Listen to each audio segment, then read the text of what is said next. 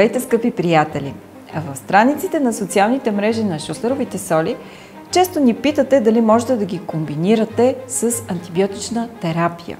Прекомерният прием на антибиотици крие своите рискове и води до антибиотична резистентност. Днес по темата ще разговаряме с доктор Десислава Георгиева, която е общо практикуващ лекар. Здравейте, доктор Георгиева! Здравейте! Всъщност, какво представлява антибиотичната резистентност, за която в последните години много се говори?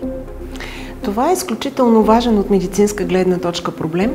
Антибиотикът по принцип е лекарство, което използваме за лечение строго на бактериални инфекции. Тоест, антибиотиците не влияят върху вирусни инфекции. Антибиотикът може да спаси човешки живот и го прави, но трябва да бъде използван оправдано и когато има нужда. Какво представлява антибиотичната резистентност? Това е състояние, при което даден микроорганизъм става нечувствителен на антибиотика, който би трябвало да го унищожи.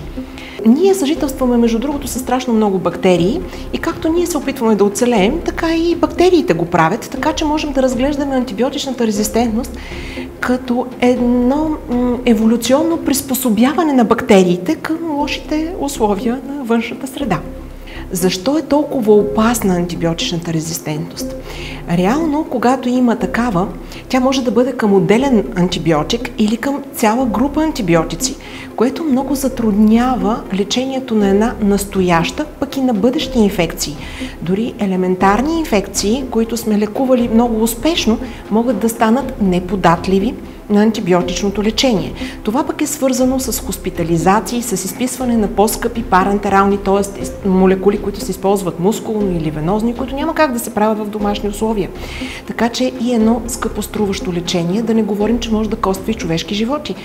Около 2,8 милиона пациенти годишно се заразяват с бактерии, които са резистентни на сега съществуващите антибиотици, така че това е един мащабен, голям медицински проблем. Ако трябва да кажа защо възниква тази антибиотична резистентност, важно е да уточним, че на първо място причината е неправомерното използване на антибиотици, широката употреба на антибиотици за щяло и нещяло.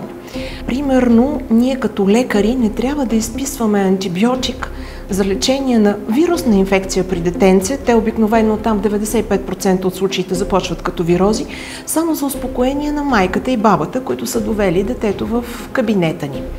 На второ място, причина за антибиотична резистентност е непридържане към лечението. Пациента се подобрява на втория, третия ден и самоволно се спира лечението. Или пък си закупува сам антибиотик, по неясно какви преценки и пътища, но успява и провежда лечение, което не е адекватно за неговата инфекция.